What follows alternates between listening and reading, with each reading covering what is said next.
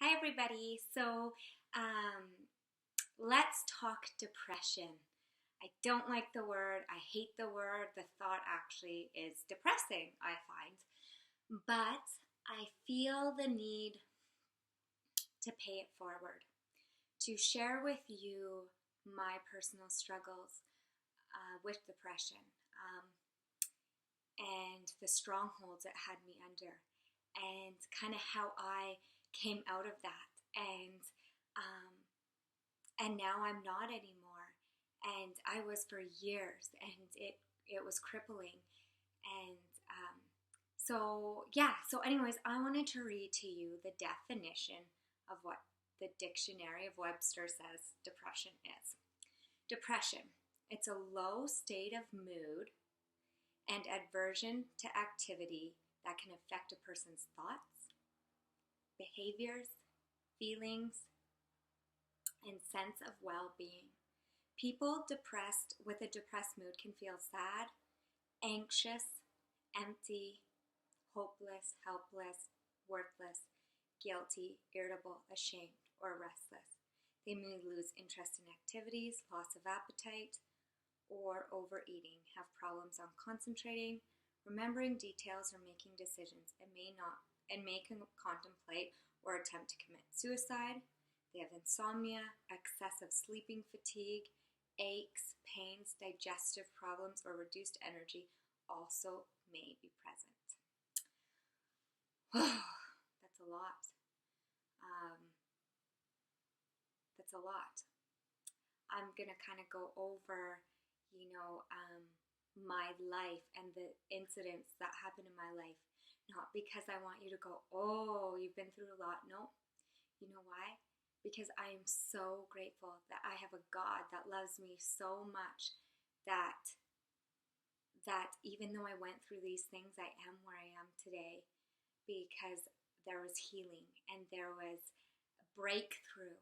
And I believe that there is breakthrough for you from this, from anxiety, from depression, from just depression, anxiety, all those things, sadness, everything is kind of labeled under depression. And what I've learned is depression is not the problem. It's a symptom of something deeper. It's a symptom of something deeper going on. Something that was ignored, that the body is signaling there's a problem that needs to be dealt with. Depression isn't supposed to be ignored, and it's not supposed to be medicated.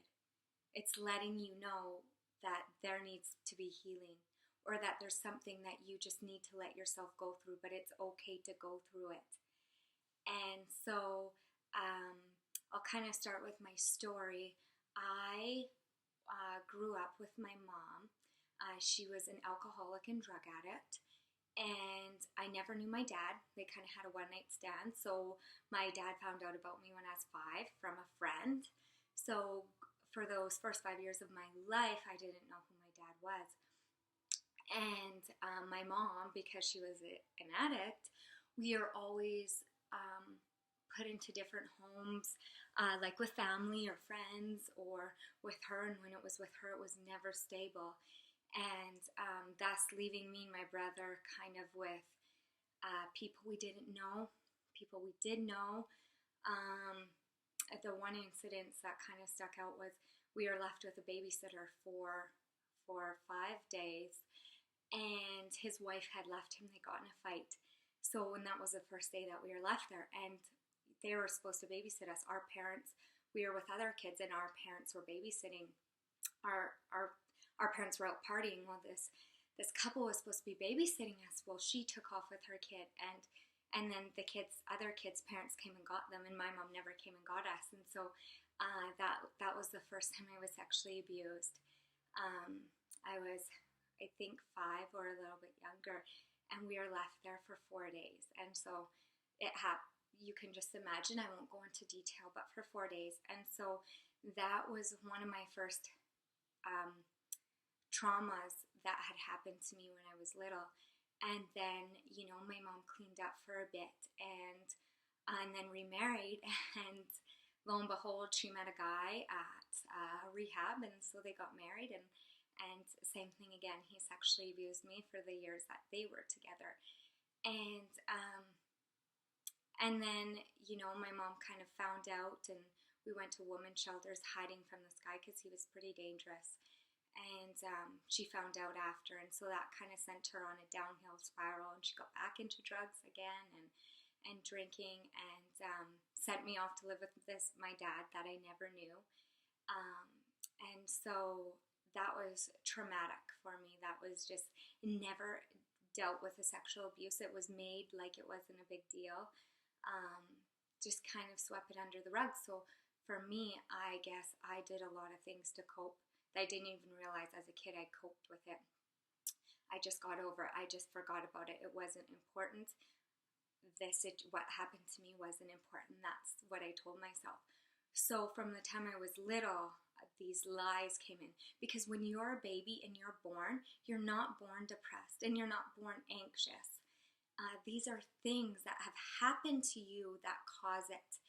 And so by the age of 10, I had been with my auntie, I had been with my mom, I had lived with my dad, and just going through a lot. And I remember telling my one best friend all the stuff that I went through and what had happened to me, and she couldn't believe it. You know, she told her mom, and for me, that didn't seem not normal. I grew up like that. I didn't think it was a big deal. She was my best friend. I was confiding in her.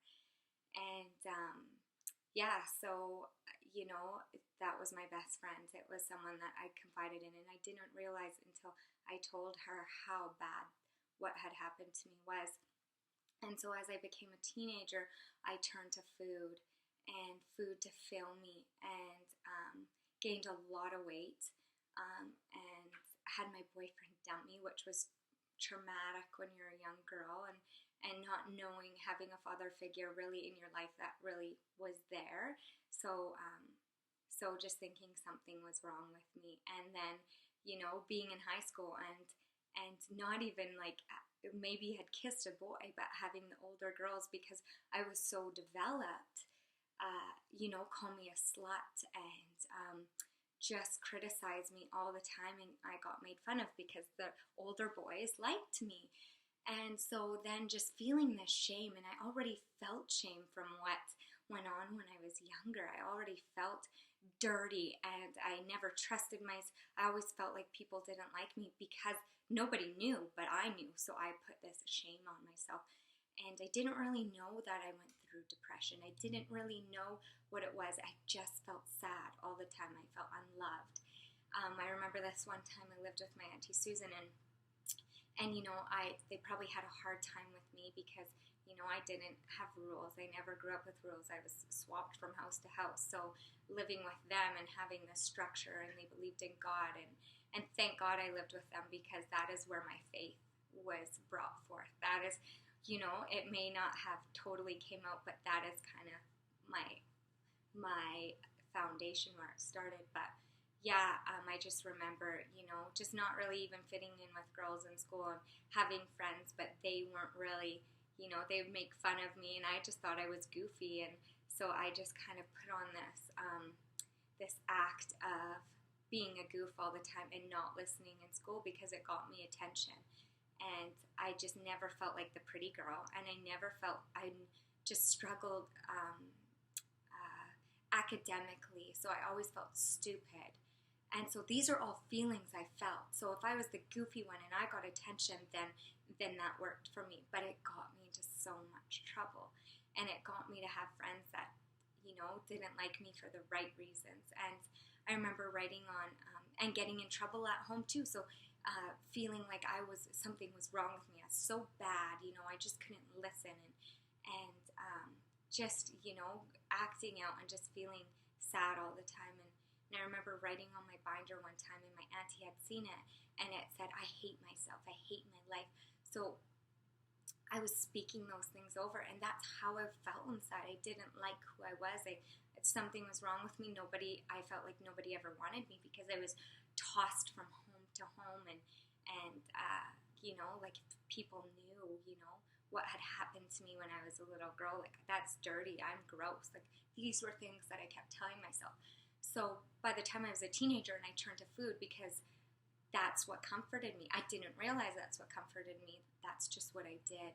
And I gained a lot of weight. And when you're a girl gaining a lot of weight in high school, that's really difficult. That's really tough, going from, you know, being smaller and then boom, you put on weight. And then boys don't look at you the same. They, you know, kids are mean. They, you know, I got called names and stuff. And they may have been joking, but, you know, it's not funny because, you know, yeah, when you struggle so deeply with something and there's those pains going on, that it just adds to it. And I remember turning to throwing up my food, and I didn't know, I bragged about it to my friends. Oh, I just eat and I just throw it up because then I don't gain the weight. And I remember my best friend Katie told on me, and the principal talked to me, and because I didn't realize how serious that was. It was the start of an eating disorder. And so, you know, I got help. I went to an eating disorder clinic. They set me up with a girl at the school that was kind of a counselor, but she's into fitness. So she was showing me, this is how you do it healthy. This is how you work out. And that was the first time. I just knew exercise was hard. I didn't really like it, to be honest. She just kind of told me what things that you can't eat drink slushies every day, and you can't eat cookies every day. It's not healthy. And so I was being educated. And then, you know, so I started working out and I started to eat a bit healthier. But that was my high school year, so I kind of got into the drinking thing, and then it kind of just got like, made a lot of bad decisions with boys. So that brought up more shame on, and I just really remember feeling alone. And then at our grade 9 high school dance, I met this boy Dusty, and he became my first boyfriend.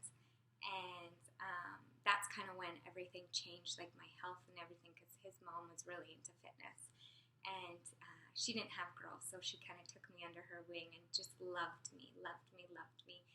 And so that's kind of when I really got into fitness, and I lost lots of weight, and people started giving me attention. I never had attention like that before. So that attention, I didn't realize, became addicting. So I started doing fitness for the wrong reasons,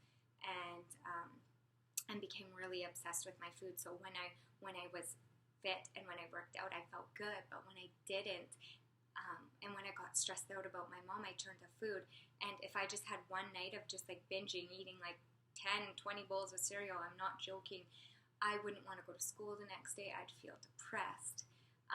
And I remember one time coming home from school, and my mom wasn't home, and I remember talking to my best friend Sarah and saying, I just feel really sad. I constantly remember talking to my best friend, telling her, I always feel sad. And I didn't know what it was, and I didn't know how to get rid of it. I just wanted to cry all the time. And that was the night I tried to kill myself. My mom had all these pills, and I just thought, I don't want to live anymore. Like, I'm not worth living. I'm not worth loving. I don't have a future. You know, my mom keeps promising me she's going to get better, and she doesn't. And, you know, so I made that decision. But as soon as I made it, I thought, what did I do, you know? And so I called her and said, you know, I took all these pills. I don't know what to do. She's like, oh my goodness, my dad's on his way. So her dad took me to the hospital, and that's where I spent the night in the hospital. They pumped everything out of me. And then right after that, my boyfriend Dusty dumped me. And so going through that, you know, was another hard blow, you know. Oh, you know, I'm really not worth loving now. You know, I can't seem to keep people in my life. But we ended up getting back together, and I ended up moving in with them because my mom came home drunk one time and kicked me out and swearing at me, and he happened to be on the phone with me and said, this is like, you can't live like this. So I moved in with his mom and his dad, and that's kind of when I started to get healthy. And so that was kind of that incident in life. And I really struggled with my weight after that, up and down. I was up when I was up, and I was down when I was down. And you know, yeah, so, and I didn't realize how bad it was. I didn't realize how obsessed I was with with um, with my food and with eating. I never was really taught that it all starts from within. That it doesn't start with exercise and eating healthy. Those things are fine, but if you don't have a foundation from within and know that you are a diamond, that you are beautiful, that you are smart. If you didn't tell yourself these things, and if people weren't speaking them into your life, that it didn't matter what you would do, that you needed that foundation first. And so I didn't know that. So a few years later, I broke up with Dusty, moved to Vancouver with my dad, and that's kind of when things even went more downhill. Got addicted to drugs, which, you know, drugs just add to the depression.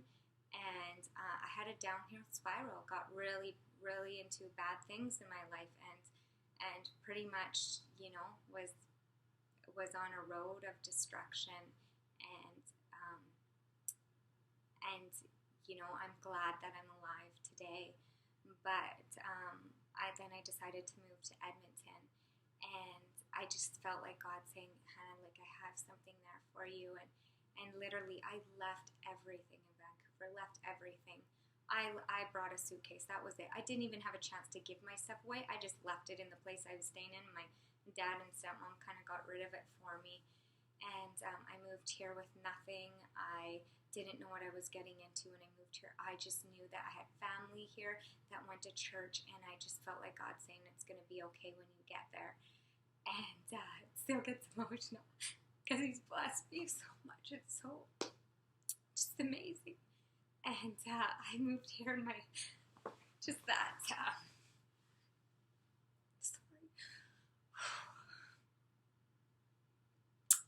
everything changed. Those promises that He gave me in my heart, everything changed.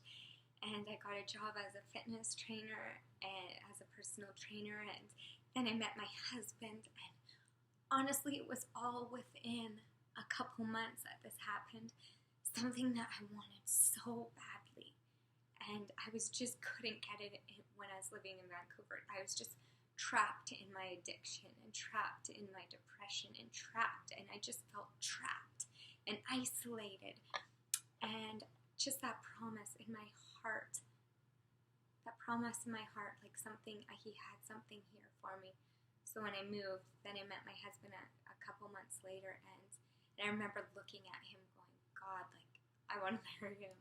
You know, I just thought he was the hottest thing, and I still do.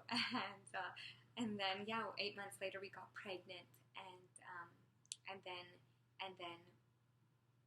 just before we had Maddie, we got married, and then we had Maddie, and then 9 months later, I got pregnant again with our second. So that's kind of like what kind of happens in my life. Those are kind of the incidents that really stick out to me, that really, I think, really affected my heart. And so when I switched lives and I moved away, I decided to quit drinking when I met my husband. He doesn't drink, and so that's what he said. He doesn't want someone that's gonna drink, and I moved here to get away from that. So I knew that I grew up with alcoholics. I knew I had to go where God wanted to take me. This was the one thing that He asked me to give up. So I did. And so thinking that, okay, God, you brought me here. I live in this beautiful home. I have a husband. I've got my 2 girls. And just the feelings would come back. I thought because I switched my life, stopped drinking. God, why did I stop drinking? Why am I going through depression still? I remember laying in my bed and putting my girls for naps when they shouldn't have been napping. Like, you know, they didn't need to nap at that time.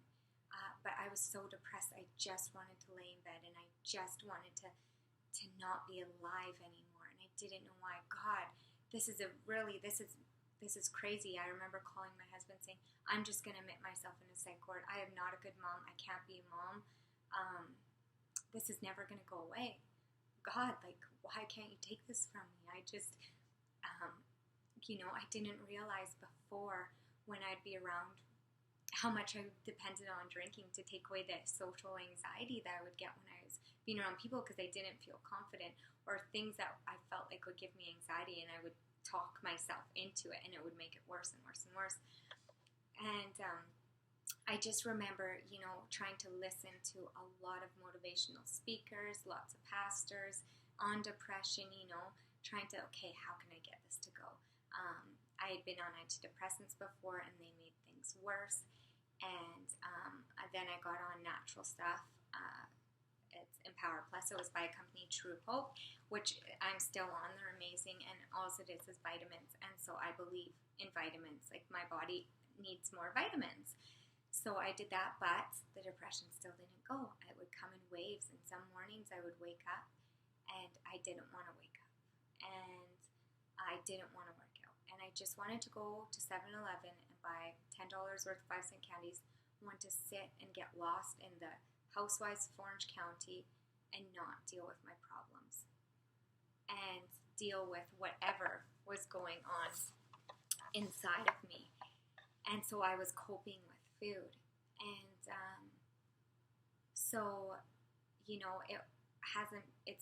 And then I decided to compete because I thought, once I get this body, this will help me get the body that I've always wanted, and then I will be happy. And I always was focused on this outside source to make me happy. If I'm fit, I'm happy. And there was the eating disorder creeping up again. Because when I was younger, I thought if I looked a certain way, people loved me more. But really, I didn't love myself. I didn't like myself because of what had happened to me from that moment when I was a little girl.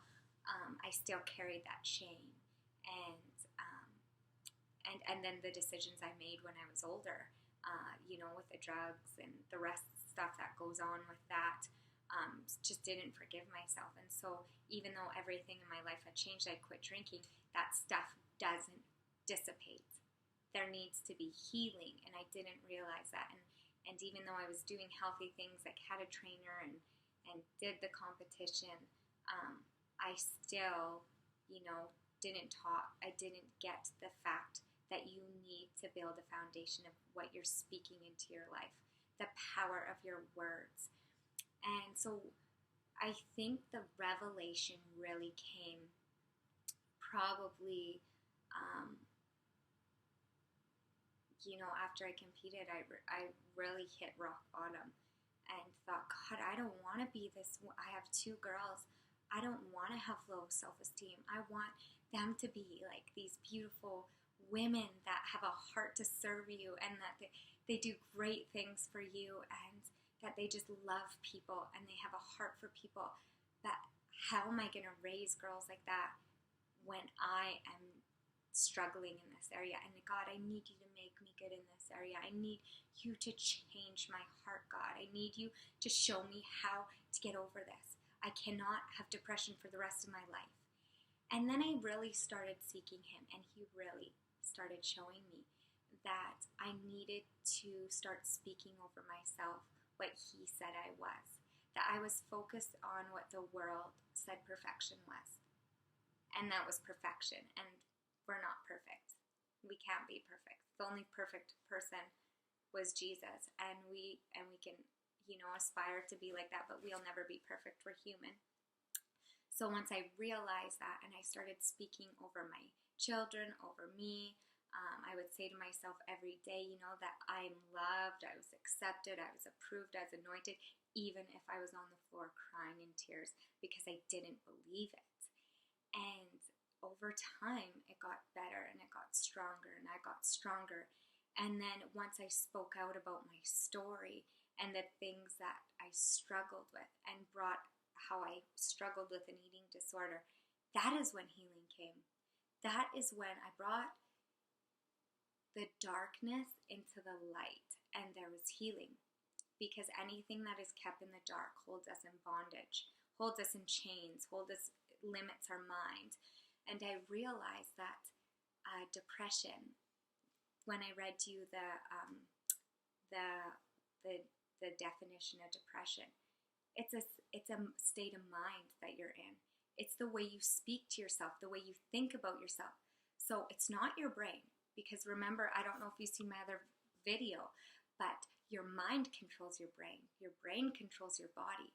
So whatever you're putting in your mind is going to control your brain. It's going to make little roadmaps, little wavelengths, and it changes your chemistry, everything.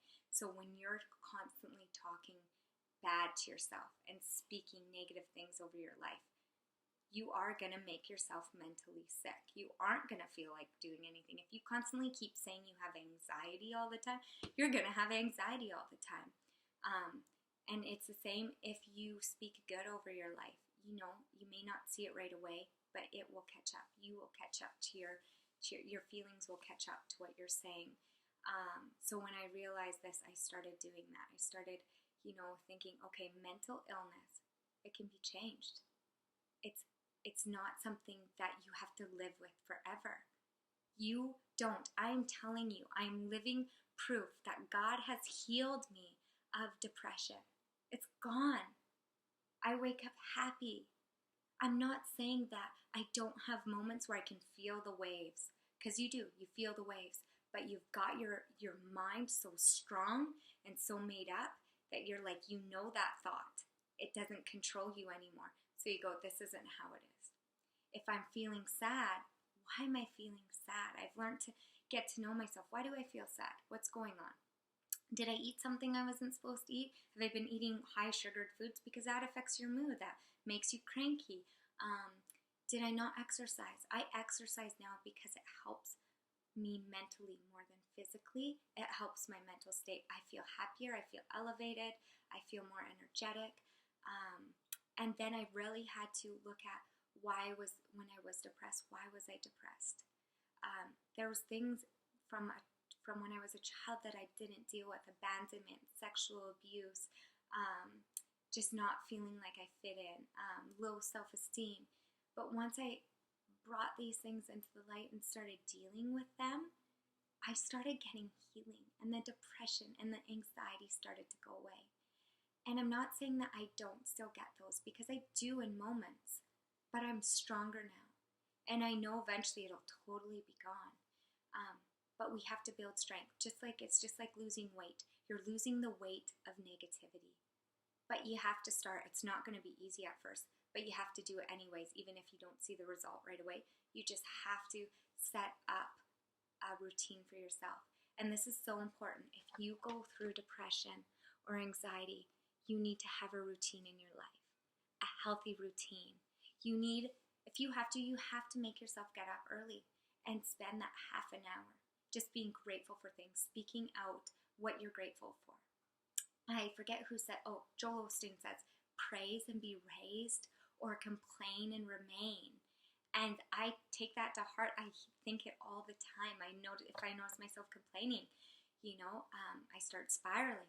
So I get up in the morning, I pray, I thank God for where He's brought me. I thank God that I'm fit and healthy. I thank God that I have a roof over my head. My kids have food to eat. I thank God for everybody that's in my life.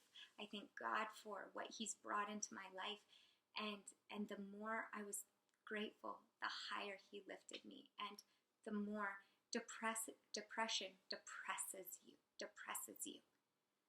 But praise raises you. So when you're praising, you're lifting up out of that depression. You may feel depressed, but speak it and it will dissipate. When you are feeling low and feeling sad, the best thing you can do is praise God. The best thing you can do is put a good song on that has good lyrics that are uplifting, and you start singing that. Some things that I do now that I have to do to make sure I don't kind of fall into that depression is I get up every morning, I do my devotions, I exercise most times. Sometimes I go take my girls to the gym and do it at the gym, but I get up every day, I shower and I do my hair and put on makeup. You know why I do that? It's because when I was depressed, I never did that. I would let myself go. And I notice if I don't do that, the way I feel is I don't start feeling not good. Not because I need to wear makeup and have pretty hair to feel good. It's because it's self-care. It's taking care of yourself. It's saying, thank you, God, that I have this body. Thank you, God, that you blessed me that I can have hands to use and feet to use, and I can breathe, and that I can see. And so I'm going to take the best care of me that I can. And then it kind of just, it's like momentum. You get that momentum. Even if I'm feeling sad in the morning, I do it. And it does lift me. It lifts me a bit and gives me that strength. And so that's what I do every morning. Spend time with God. I do personal development, so books that help me. I'm an audible book girl. I listen to Joel Osteen's one of my favorites, but I've been doing one for time management because it's something that I struggle in. So another way to build your confidence and get depression to go is do an area where you struggle with and build that confidence, because the more you strengthen a weakness, gives you confidence. You feel better, elevates your mood. So that's something that I do. And then, yeah, I try to be grateful for everything that I have. And you may say, Hannah, you don't know what I've been through. These things have happened to me. Or, Hannah, I don't feel like I've been through anything. It just keeps creeping up. I'm telling you, if you're going through depression, your body, your soul is signaling you, saying something is going on. You need to deal with something. If you have anxiety, it may be from the past, or maybe you know that you're living a life that you shouldn't right now, and you need to bring it forth and ask for healing and ask for forgiveness. I truly and solely believe that depression can be healed, that it's just your body signaling. It's like having aches and pains. When you have aches and pains, your body's signaling you that you're sore, and the soreness came because you did something physical. Well, mental illness, depression is just a soreness, letting you know that something's going on that you didn't deal with, or you're doing something now that you're neglecting and your spirit is at war with it. This is what I truly believe. So I just really wanted to share. I hope that this helps somebody. I believe that you will have healing from this. We're not supposed to live depressed. Depression is almost kind of a good thing, because it's letting you know you need healing and you need forgiveness. And whatever is going on in your life, you need to bring it into the light. And as soon as you bring it into the light, the darkness leaves. And depression is dark. It's crippling. But you don't have to let it cripple you. You're the one that allows it to cripple you. So you have to do things every day. I was determined to get this to go away. I knew that I wanted to live a better life. So I knew that I had to quit drinking. Drinking is a depressant. I knew that I had to shower and get myself cleaned up, because that was self-care. I knew I had to exercise because it released endorphins in me. I knew that I had to spend time with God, because that I'm a soul with a body, and so if my soul is strong, then my body is healthy and vibrant and strong, and then He can use me to help others. I know that I have to do my challenge groups and pay it forward to women and speak out about this, because it's helped me. So I have the obligation to say this has helped me, which means it can help you. If it can help me, it can help you, and you can be free of it. So this is what I wanted to speak about today. Depression, the word's yucky, but it's signaling that something's going on that you're not dealing with. And let's deal with it. And your life will get so much better. God bless. Have a good day. Love you all. Bye.